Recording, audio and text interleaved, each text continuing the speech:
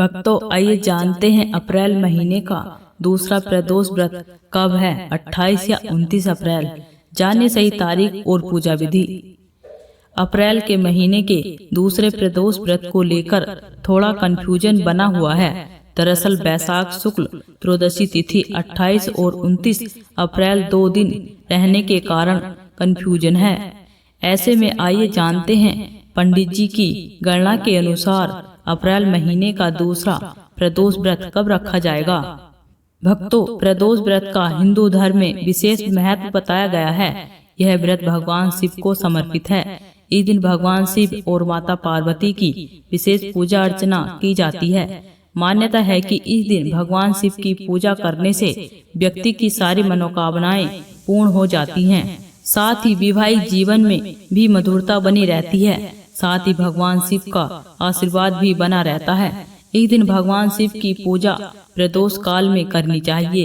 साथ ही विधि विधान से पूजा अर्चना करनी चाहिए। महीने में 2 बार प्रदोष व्रत आता है, एक शुक्ल पक्ष और दूसरा कृष्ण पक्ष में। आइए जानते हैं वैशाख मास का दूसरा प्रदोष व्रत कब रखा जाएगा। साथ ही जानेंगे पूजा के लिए प्रदोष काल का शुभ समय और प्रदोष व्रत की पूजा विधि। भक्तों, अप्रैल में दूसरा प्रदोष व्रत कब है। पंचांग की गणना और पंडित राकेश झा की गणना के अनुसार त्रयोदशी तिथि का आरंभ 28 अप्रैल को शाम में 6:51 पर होगा और 29 अप्रैल को शाम 7:51 पर तिथि समाप्त होगी। प्रदोष व्रत में प्रदोष काल में पूजा करने का महत्व है।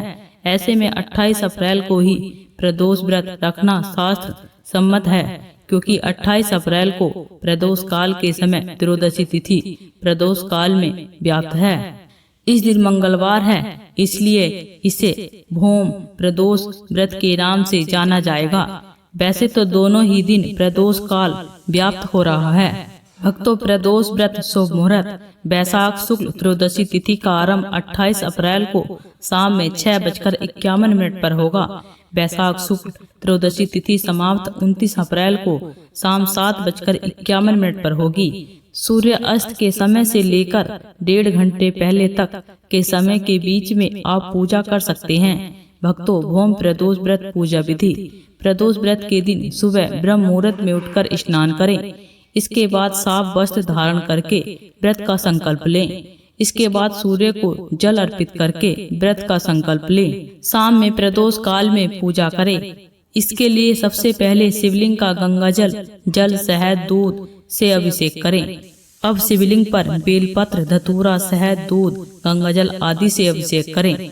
अब भगवान शिव और माता पार्वती के सामने हाथ जोड़कर भगवान शिव के मंत्रों का जाप करें। इसके बाद उन्हें भोग लगाएं और भौम प्रदोष व्रत कथा का पाठ करें।